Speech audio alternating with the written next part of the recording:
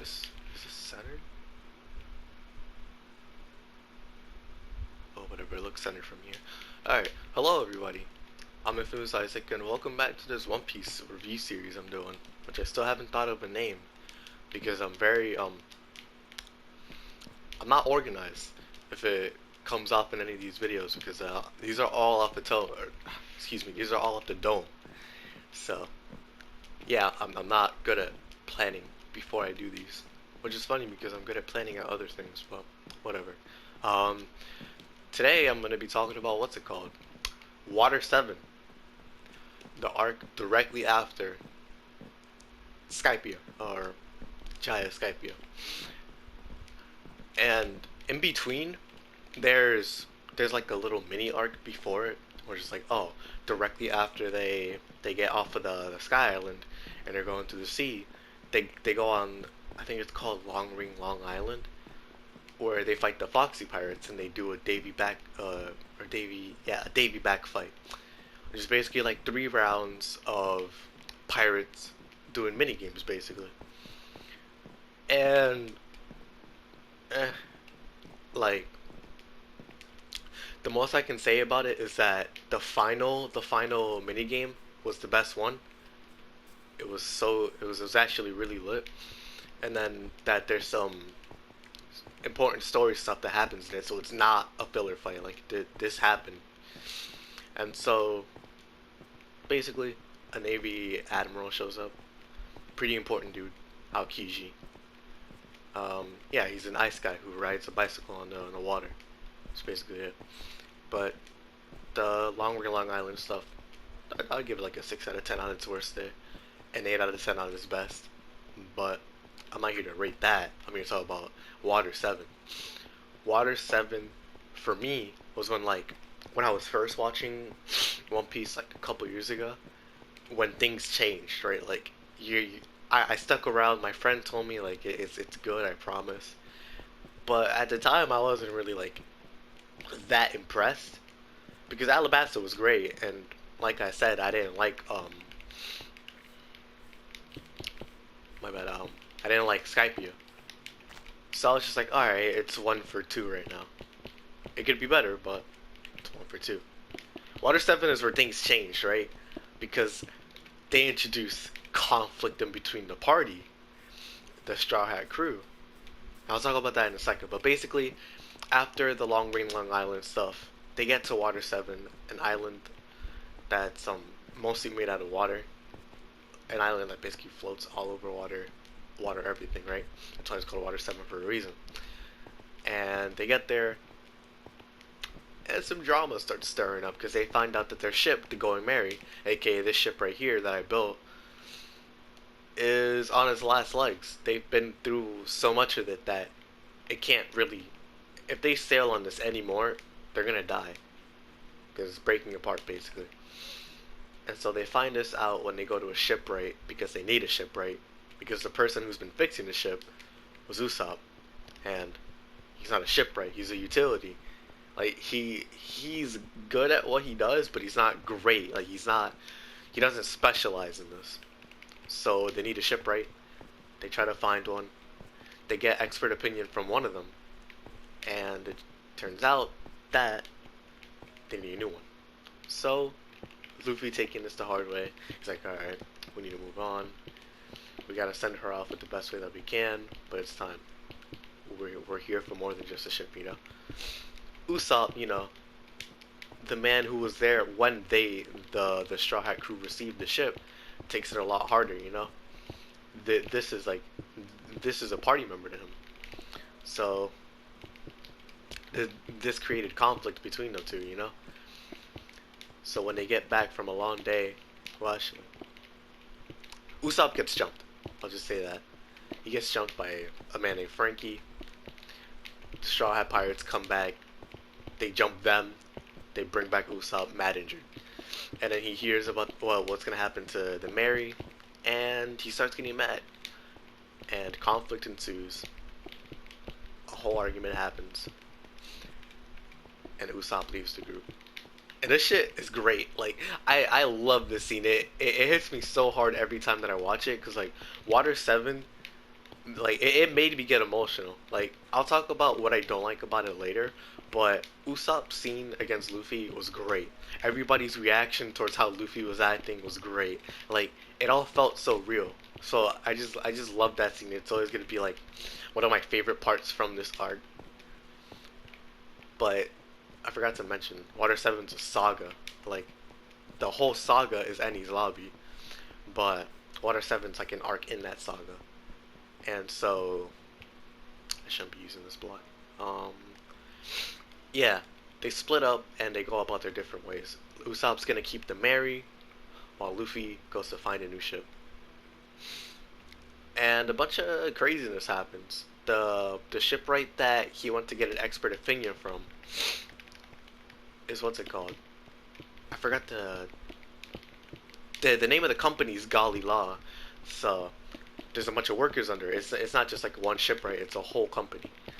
And after the battle, what's it called?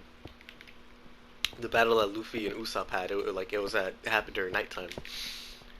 It turns out that the leader of the Galley Law Company had an assassination attempt happen at his mansion, and since Luffy's crew's the last people, like Luffy and Nami, I mean, were the last people to see him, it's under the assumption that he's the one that tried it because of his shit.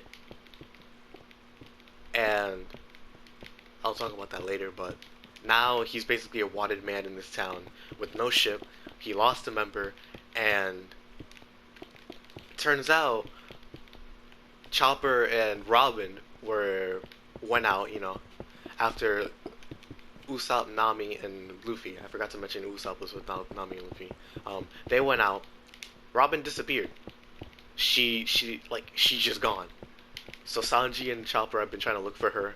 This happened before the Usopp and Luffy stuff, and then after, now it's just like, oh, Usopp left, Robin's missing, the Mary's gone, like we can't use her anymore. This is shit. This is terrible.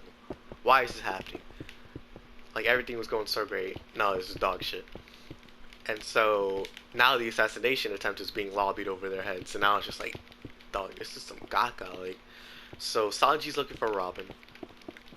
Chopper and Zoro are trying to not die because they're being chased. And same with Nami and Luffy. But Frankie, the guy that jumped Usopp and then got jumped by the Straw Hats, comes to square up with Luffy because he wants to settle this beef right now. And that, on top of everything that I just said, isn't good. So now they're wanted men in this what's it called, in this foreign island. And nighttime comes again. This is like the second day that they're here, and another assassination attempt is going underway. But this time they're there, like they're here to see who did it. And it turns out when they get to the what's it called? I forgot his name. What's it called? The leader of the Galley Law Company. He's gonna be assassinated by his own men. And it turns out that the people that were working under him were just a front for the government, who were here to find blueprints for like an actual like world destroying plant or weapon called Pluton.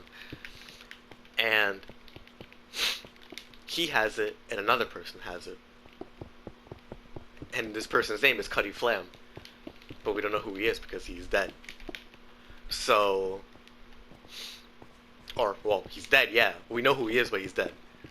And so we find out that it's his workers who are trying to assassinate him, but we find out that Robin's with him. And we're just wondering, like, alright, why are you with these guys? Like, come on, bro. Blood's thicker than water. Well, metaphorical blood. And so she's like, leave me alone. I left your guys' crew. Like, I cut ties with you guys, alright? I don't wanna have to hurt you guys. I'm here for this and this alone. And she leaves after the assassination attempt fails.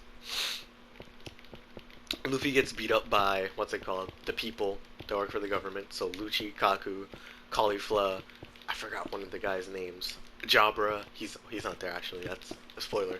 And two other people, I forgot their names. Bluno, there you go. And then I think that's everybody. But yeah, they leave.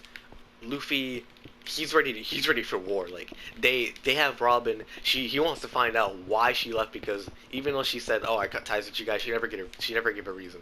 So he wants to find out, and he wants to bring her back. Everybody else is on board with that, and so they're gonna chase after them. What? Oh, ew. All right. And Sanji, being ahead of the curve with his Megamind actual spy tactician, Don the Sauce, Mustard versus Ketchup Brain. He's at a train station. Like, I forgot to mention, Water 7 is a train station heaven, and there's a reason for that, but I can't go into that yet. So it's a train station heaven, and he's there basically trying to find Robin.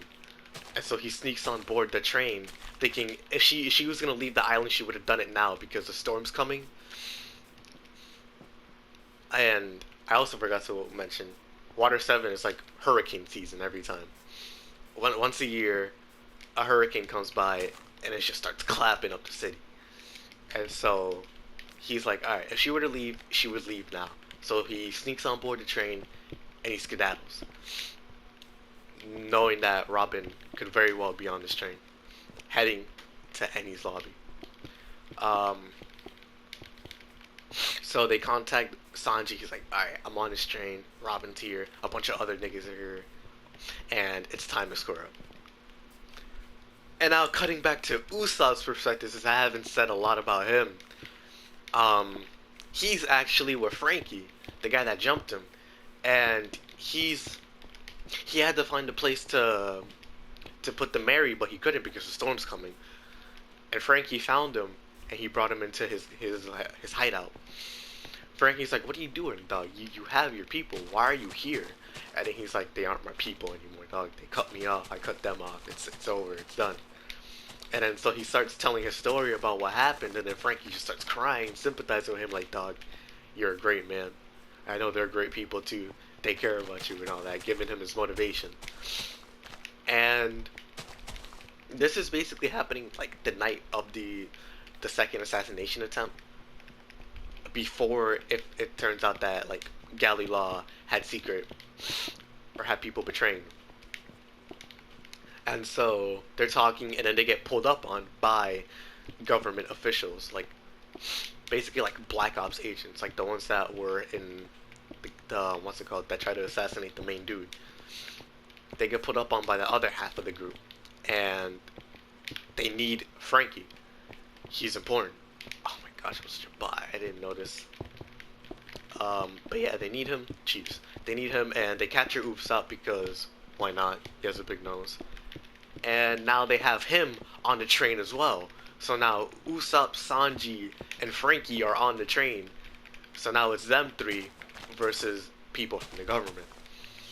And so after, what's it called? Zoro, Nami, and Luffy got clapped up. They're trying to survive the storm at this point because they're too late. They can't get on the train. It already left, and now the storm's here. So they do that. They survive the storm. They find the rest of their crew, and they get ready to try to find a way to get to Enies Lobby, because they said that's where they're going. They mentioned it. Whatever.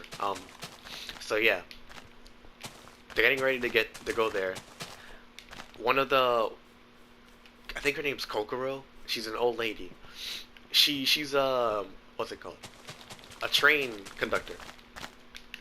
A really old train conductor. Like, she was around when they first made the trains in this island, or on this island, excuse me. And so she's like, "All right, I'll take you, and I'll take you on this boat or on this train too. But you gotta remember, this train doesn't stop. It doesn't have any brakes. If we're going full speed ahead." And so they're like, "All right, bet. Wait, what?" And so they get on the train after saying goodbye to everybody on this island, and they go to Enies Lobby. So that's basically that. That's Water 7. Like, it's a saga, so it's not completely done, but this is basically most of what happened in the first half of the whole saga. And my favorite arc when I first watched the show was Water 7. Well, because I didn't finish I didn't catch up to the show when I first watched it. I stopped at Fishman Island. So at the time, Water 7 and Enies Lobby were my favorites arcs, like completely. No, hey, like hands down. And now that I watched Water 7 again, like a couple months ago, I had some different opinions about it, honestly. Like, I still love the Usopp and Luffy stuff. That's always going to be my favorite. But the Galley Lost stuff, honestly, like, I felt really mixed about. Sometimes I was just bored out of my gourd, or other times I was lit. Like, the assassination attempts, the first one, that was amazing. I loved it. I thought it was so cool. It had me gripping my chair. And then the second one, I was just so bored. Like, I don't know. The reveal, like, it wasn't bad. It wasn't for me. So, for me, it had its ups and downs. I'm not gonna say it's trash because honestly, like, if I found enjoyment out of it the first time, it just means that my opinions are different now. I'm not the same person that I was when I watched it.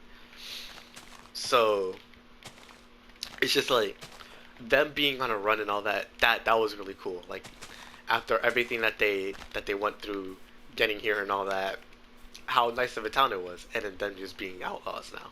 Like that was sick.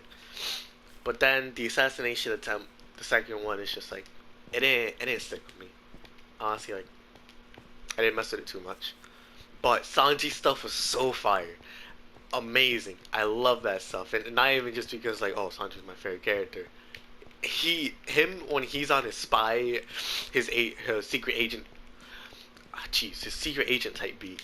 He's beautiful. Like that Sanji at his best, which really shows in the future. I'm not gonna spoil, but like in Alabasta, he does a bunch of this spy work in there too. Like even before Alabasta, he does it on I forgot the name of the arc, whatever. But yeah, like Sanji when he does this spy, this secret like outsmarting the enemy type of work, is so good. I love it. Robin's stuff when she disappeared, I was really intrigued, but when she got revealed in like the assassination stuff, the second one, I thought it was okay. I guess something like nothing crazy. But yeah, like my opinion on the arc changed. Like it kind of worsened a little bit, but not like marginally. It's like before I thought the arc was like a 9 out of 10. Now it's more like oh, it's alright. Like at its best, it's still a 9 out of 10. At its worst, it's like a 7. So now it's just like I took the rose tinted glasses off basically. I like the arc a lot, but Enies Lobby is heat from start to finish. Like I prefer Enies Lobby over Water 7 in like the terms of the arcs in both in the saga. And next time that I talk about it, you'll see why I prefer Enies Lobby over Water 7. Because oh boy, holy shit. If if you were watching One Piece all the way up to that point and like oh, I'm not really that impressed. Like I don't know what people are talking about. What's the hype about? Enies Lobby's the hype. Like that's the first stage of hype. And then the train doesn't slow down there. Like Enies Lobby leads to bigger and better things. Like Water 7 and Enies Lobby walked so other arcs could run. It's so good. Like these arcs are amazing. But yeah, Enies Lobby or not Enies Lobby, Water 7, the first part of the Enies Lobby saga, it was good. Honestly, like it was good. I enjoyed my time there. I loved the emotional scenes. I loved Frankie's story. I loved everything about it, except the second assassination. Like that night, it didn't stick with me. You know, I'm always gonna remember that. It's like, it was mid honestly. I'm always gonna remember it like that. But besides that, honestly, I really enjoyed it. And if this has you excited at all about Enies Lobby, it should. Like, it's not gonna disappoint. But yeah, anyways, that was basically that. That was Water 7. And next time I do another video like this, it's gonna be on Enies Lobby. So I hope you guys are there. I hope you enjoyed this video. And I'll check y'all out. Peace.